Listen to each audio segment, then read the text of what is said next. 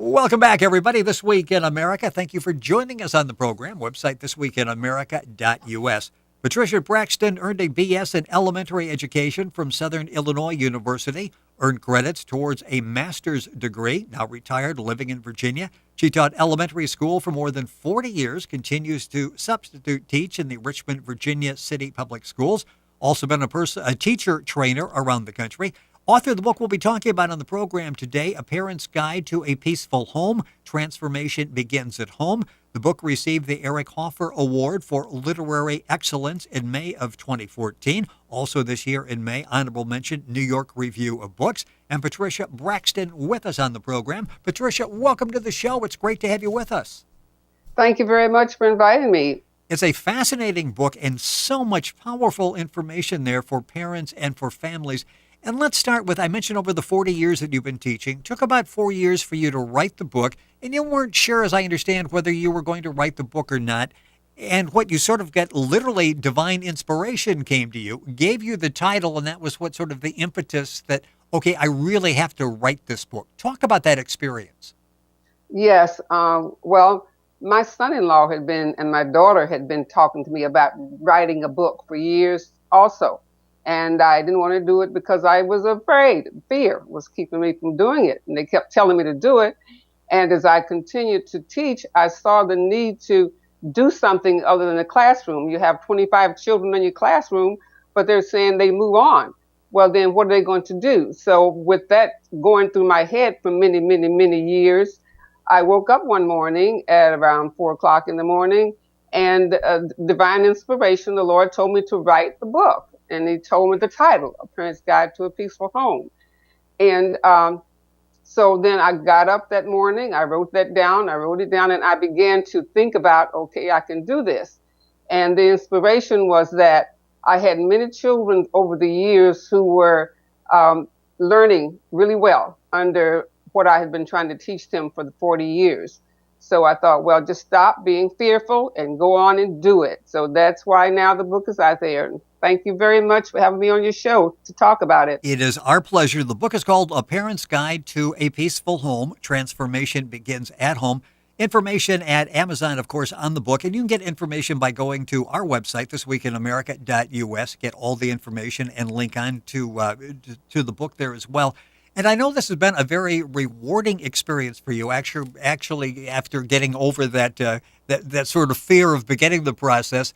And you were talking about a recent example and a rewarding example, when someone actually came to you and you realized this book is really going to impact a lot of people. Talk about that experience. Well, there were an incident that happened just the other day with one of my students that I had been thinking about him for a little while. And I went to my yoga class, and I ran into he and his parents. And they were saying, oh, my goodness. I tell you, I forgot to go back. Well, I was teaching at a school called Victory Academy of Early Learning that had to close because of the fact that the parents didn't have the finances to continue paying. So my mentor, Dr. Johnson, has set up the school with my children using as my book as a syllabus to help parents at home.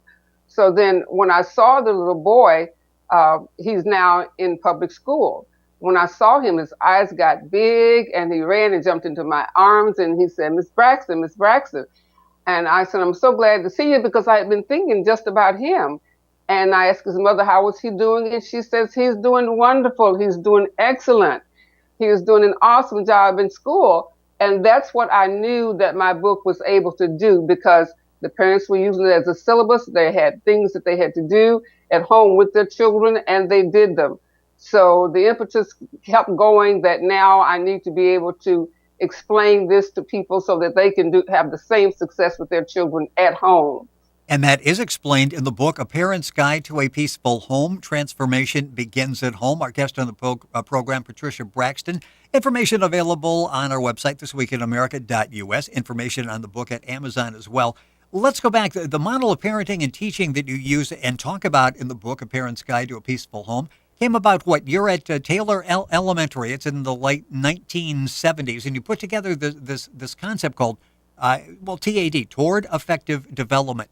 Talk about how this whole thing came about, because it really makes so much sense and over the years has really been effective. How did this begin? Well, it began at Taylor School. It was such a funny thing. I had children who were, I think I had about 25, and about four of them wanted to listen to the teacher. So the problems that they were having in the classroom was keeping the children from learning. So I went one day to the store and I got a golf counter. And I said, okay, I'm going to just count these put downs that they're giving each other. They didn't know why I had it. So every time I heard a put down, I would click it. And they kept saying, Miss Braxton, what are you doing? What are you doing? What are you doing? I said, I'll tell you later. So in the evenings when they left, I had made a chart to graph the number of put downs that I heard during the day. So after 1 month, and the school was behind me, the counselor was helping me to do this also, I showed them what they were doing. And I said, you know what? How many of you love someone picking on you, bullying you? How do you like that? They don't like that. But I said, let me tell you something. Let me show you something. You ask me what I have this golf counter for? I'll show you. So I got the chart out and I showed them. I said, in some days you had over 100 put downs. That means you were saying mean things to each other that many times. And I said, do you like that? And they said, no. So I says, okay, what we're going to do now, I'm going to make another chart and I'm going to use that golf counter and I'm going to count the number of positive remarks that you all make.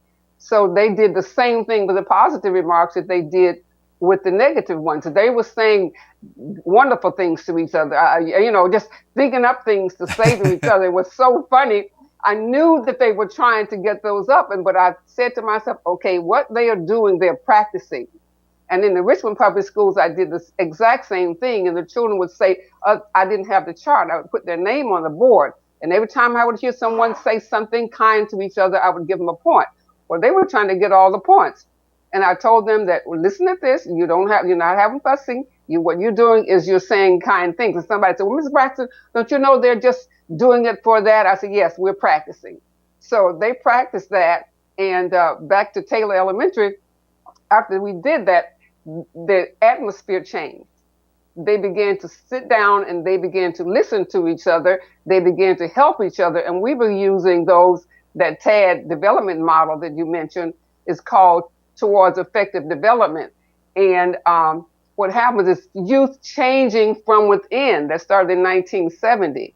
Now this year I started TAD Polls, which means young children growing up to be responsible adults. So these children at Taylor decided that they were going to do better. And they did. We worked on that, and they were just loving to see that chart going up with those positive remarks. But this is interesting that happened one day. I thought, oh my goodness, it was almost at the end of the school year. I got this little boy that came into the classroom, and he was disrupting our class. Well, I decided I wouldn't say anything to him. I watched the students and see what they were doing. So the students quietly moved their desks away from him. And then when we went outside, they wouldn't play with him. Now, this is the very first day. He came back to the classroom and he put his head down. And they had moved themselves away from him and he was in the island by himself. I still didn't say anything. And then he said something. And somebody says, no, we don't do this in Ms. Braxton's class. We do not do this in Ms. Braxton's class, and you're not going to do it either. I didn't open my mouth, but that boy changed that day, that very day, because the children decided that we can do better, and we're going to help him to get better too, and he did. The book is called A Parent's Guide to a Peaceful Home. Transformation Begins at Home. You talk about the TAD model and the charts, and the charts are very instrumental in this system. And I would like to talk about that. And I guess everything what begins with the parents. And you point out, you sort of forget this as a parent sometimes. We actually are the first teachers. We are the first teachers of our children. But everything really begins with the parents. And a statistic you have in there: 95% of the brain is formed by the time you're 4 or 5 years old. So if we're really not presenting this peaceful home and doing our jobs as parents, when we send kids off to school, they're really at a disadvantage, aren't they, right off the bat?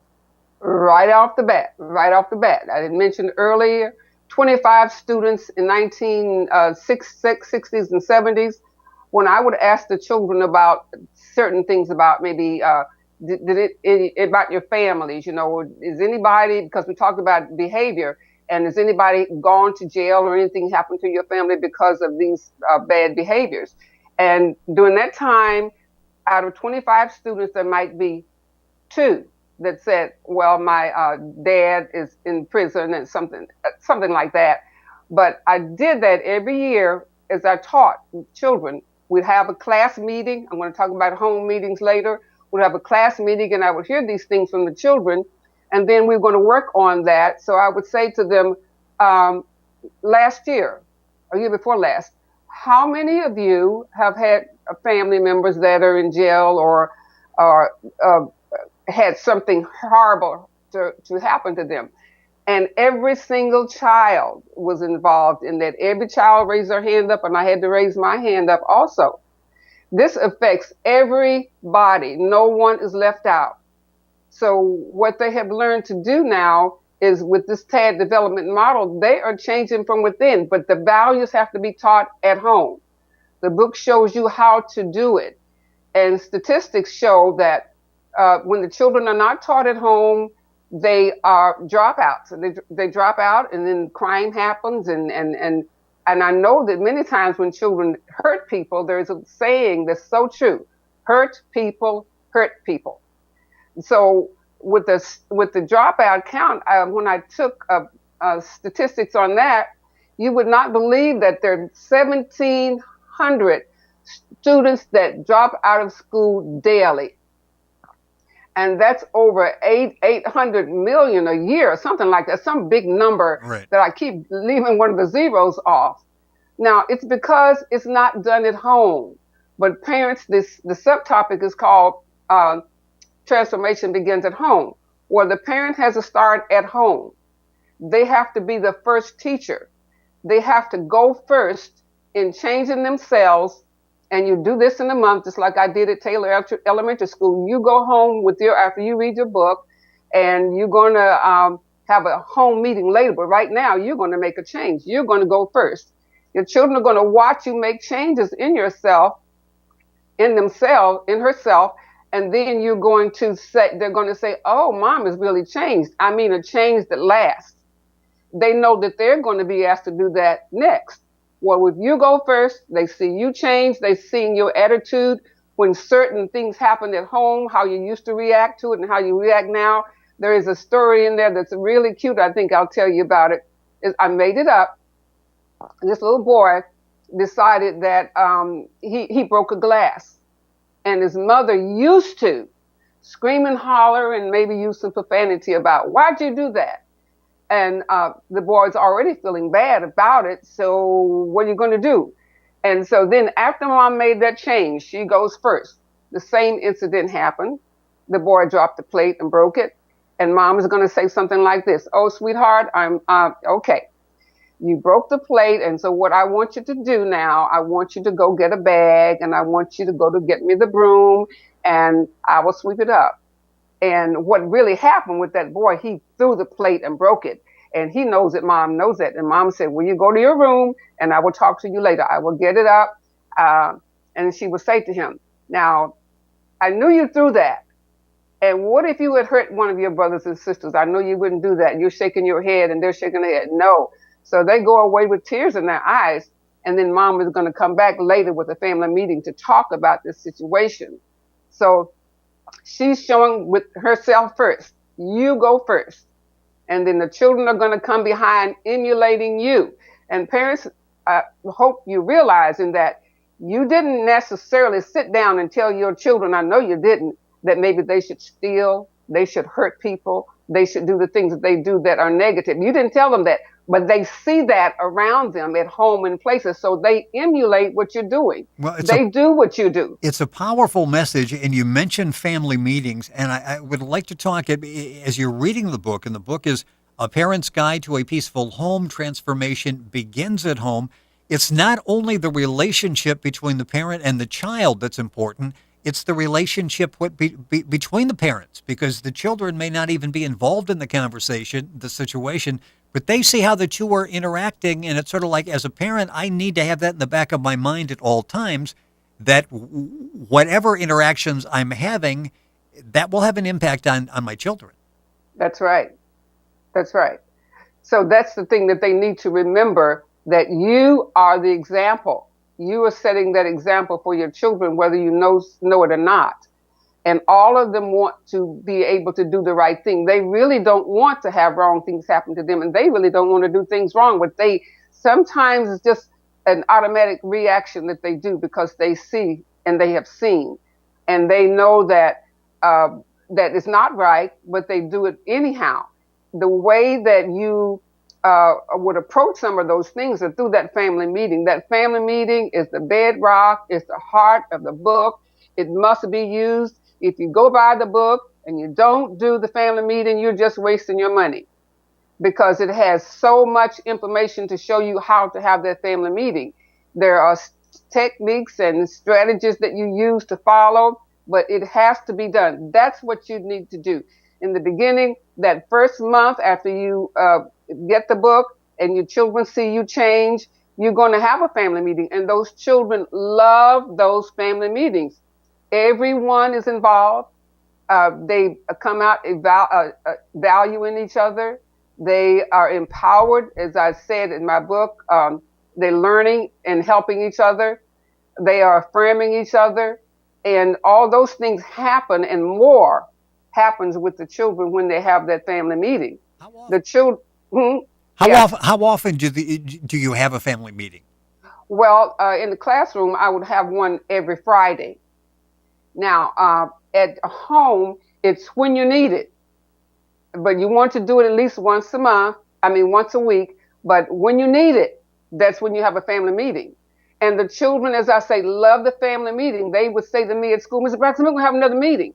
And I would use that time that we had for recess on Fridays for that family meeting. Your children love the family meetings because they get to say how they feel. And mom gets to be able to be the mom, or the parent. They're the parent. And what they're doing, the children are now respecting their parents. And the thing that the big part that they learn to do is that they are going to have to pay in some way for what they did, and not the switch. You really don't have to use a switch on this. What you do, I have in the back of the book in the appendix. It's called. We have a chart, and it's called a fuss buster chart. Now that's the cool thing about it. That fuss buster chart is when you sit down with your children, you've had a meeting, and you say to them, this is what gets them. What is it you like to do? And each one will tell you what they like to do. And now you're playing a little trick on them. They don't know what you're doing. What do you like to do? You write that down on the back of the calendar. And then you turn the calendar over and you say, okay, on this day, sweetheart, John, we're going to take you to where you want to go. And Marie, we're going to take you to where you want to go on your date. Well, guess what? When they do something they shouldn't do, you call a meeting. And you say, all right, this is what happened. This is what little John did. Okay, John, let's see your calendar right here. Oh, my goodness. Oh, my. Okay. We may, or no, we can't go to what you had to have. What you want to do, you can't do that. But this is what we're going to do. This is so cool. We're going to go out you can't go now. I'm going to send you over to grandmother's, and I'm going to give you a little lunch. And you're going to eat your lunch over there. You can't watch TV. You can't read a book. Oh, you can read the books, but you can't watch TV. But you have to stay with grandmother while we're going to go. And we're going to go and do what you were supposed to do, okay? And you're going to get better, because the next time you're not going to do that. And we're going to be able to take you on yours. But that fuss buster calendar is so cool, because you're not fussing. You're just saying you just can't do that. But what you're doing, you're building a home, you're building a community, you're building in your home that caring for each other. That's the kind of thing you want to do to help them to get to do the thing that they want to do and need to do. It is so powerful. And when you think about it, it's based in logic as well. It just makes so much sense. The book is called A Parent's Guide to a Peaceful Home. Transformation Begins at Home. Our guest on the program has been Patricia Braxton. It's an award-winning book, and you'll pick up a copy and you will see why. You mentioned the family meeting. All of that is outlined there. You've got the think sheets, you've got strategies, you've got charts, you've got action steps, at-home tips. Everything you need is available in the book, and the book has had dramatic impact so far. And Patricia, thank you so much for joining us on the program. The book's available at Amazon. People can go to our website, thisweekinamerica.us, and get information as well. Again, the book is called A Parent's Guide to a Peaceful Home. Transformation Begins at Home. Patricia, thank you so much for sharing with us on the program today. We appreciate it. Thank you. Thank you so much. And thank you, everyone, for listening. We're becoming a community, and we're going to do this together. Thank you. Well, the book is an important step in that direction. A Parent's Guide to a Peaceful Home. Transformation Begins at Home. Information at our website, thisweekinamerica.us.